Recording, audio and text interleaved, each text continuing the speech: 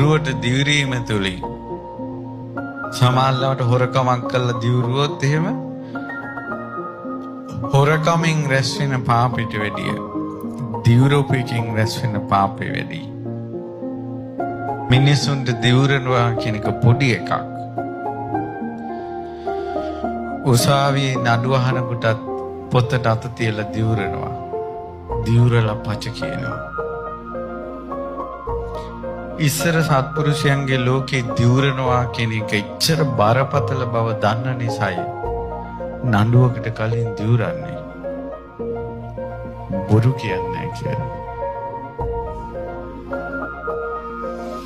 ඒ නිසා යම් කෙනෙක් දිවුරලා තියෙනවා නම් බොරුවට කරපු පාපයට වැඩිය දිවුරීමේ විපාක එනවා.